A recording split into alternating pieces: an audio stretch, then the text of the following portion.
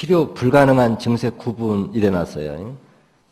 심천사혈요법이 막힌 혈관을 뚫어 피를 잘 돌게 함으로써 피가 못 돌아 발생하는 병을 광범위하게 치료하는 효능은 있지만 여기에도 단점이 있고 불가능한 증세도 있다. 이러한 구분 후 기준은 세 가지로 나눈다. 1. 혈관이 막힌 부위가 부항기를 이용해 어혈을 뽑아낼 수 있는 사정권 안에 있느냐 없느냐. 그렇죠. 제가 여기에서 해당되는 게 지금 어느 장기를 기준으로 해줬죠? 네, 치장. 그리고 침을 꼭 놓아야 된다고 하는데도 어때요? 사정권에서 좀 멀리 떨어진데 이렇게 되는 거죠. 그 다음에 이 어혈을 직접 뽑는 방법이므로 조혈 기능이 살아있느냐. 이렇게 여러 사람을 살아다 보니까 빼기만 빼면 낫는 건 틀림없는데 그 어혈을 뺄 적에 뺀 만큼 조혈 기능이 살아서 보충을 해줄 기능이 있느냐 없느냐 이것이 아주 관건이더라 이거죠.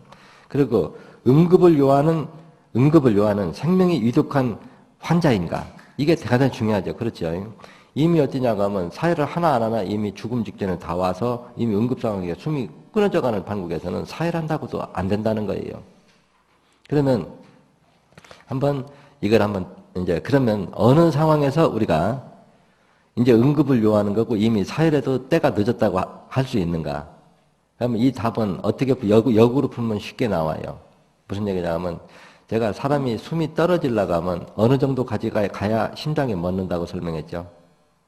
심장이 멎으려고 하면은 우리 모세혈관이 적어도 80% 이상이 막혀야만 심장이 멎습니다. 심장이 멎으려고 하면은요. 이제 이 말은 이제 설명해 줄 때 제가 양수기로 표현을 잘 해주거든요. 양수기가 어때요? 앞으로 나간 만큼은 물이 뒤쪽에서 끌려 들어와야 되겠죠. 근데 만약 앞으로 나가는 물줄기를 갖다가 100%딱 막으면 어떡할까요? 양수기가 돌아갈 수 있을까요? 못 돌아가죠. 그러면 조금만 틔워주면 어떨까요? 끄락끄락 하면서 어거지로 돌아가겠죠. 이런 논리와 마찬가지로 우리 심장이 이제 도대체 못 뛰려고 하면 이것이 심장이 박동을 못하고 완전히 딱 멈추려고 하면 심장하기에서 앞에서 피가 품어져 나가는 양이 전체 80% 이상이 막히면 심장에 양수기 앞부분을 맞아서 못하가 멈추는 시기로 막힐 수밖에 없다. 이 얘기란 말이에요. 그러면은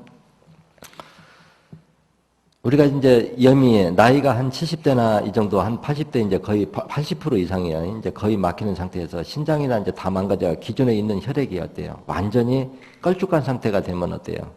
이제 거의 앞이가 다 막혔죠. 이런 상태에서는 사혈을 해도 안 된다는 겁니다. 이미 거기까지 가버린 상태에서는.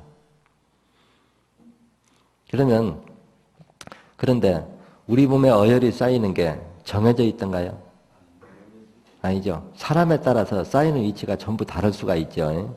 그러면은 우리가 사람이 제일 급한 게 뭐냐면 사람이 죽을 때 손끝 발끝에서 먼저 죽어 들어온다 그렇게 설명했죠. 그러면은 우리가 만약에 다른 데서 쌓일 어혈이 가슴 쪽에서 많이 쌓여 있다면 어떨까요? 80% 이내가 막혀도 죽습니다. 죽을 수밖에 없죠. 심장 바로 앞부분에서 막혀버리면. 예를 들어서 손발 쪽으로 가는 데는 혈관이 열려 있는데 심장 앞부분에 나가는 바로 5번 협심증혈 위치가 막혀 있으면은 그 이전이 막혀도 숨이 끊어질 수 있다는 겁니다.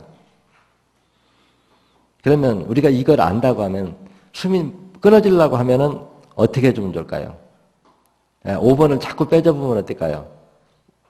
딱 다행히 5번 쪽에 쌓인 어혈이 그렇게 많지 다른 쪽에 많이 박히지 않고 여분이 좀 남아 있다고 그러면 5번을 뚫어줘가지고 다시 소생시켜가지고 우리가 작은 처음에 성랑불을 그어놓으면 어때요?